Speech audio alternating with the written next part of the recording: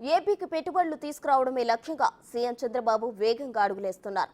గోద్రేజ్ సంస్థతో 2800 కోట్ల పెట్టుబడులపై కీలక చర్చలు జరిగాయని వెల్లడించారు CM Chandrababu. Godrej industries chairman Nadir Godrej AP CM చంద్రబాబును కలిశారు. కేంద్ర ప్రాయోజిత పథకం ఎన్ఎంఈఓ ఓపీ రాష్ట్రంలో అమలు జరుగుతున్న తీరు పట్ల ఈ సమావేశంలో చర్చించారు.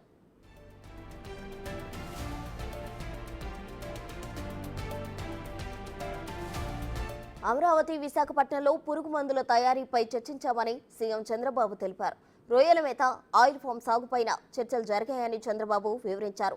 రాష్ట్ర ఆర్థిక వ్యవస్థ పురోగతి దిశగా చర్చలు సంతృప్తికరంగా సాగాయని వెల్లడించారు.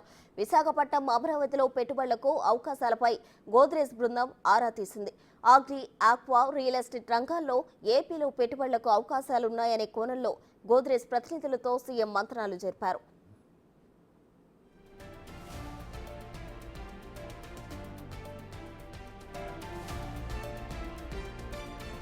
రాష్ట్రంలో పెట్టుబడులకు పారిశ్రామికవేత్తలను ఆహ్వానిస్తున్నట్లు మంత్రి నారా లోకేష్ తెలిపారు.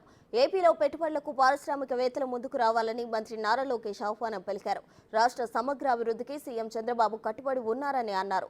2047 నాటికి స్వర్ణాంధ్ర సాకారం దిశగా అడుగులు వేస్తున్నామని చెప్పారు.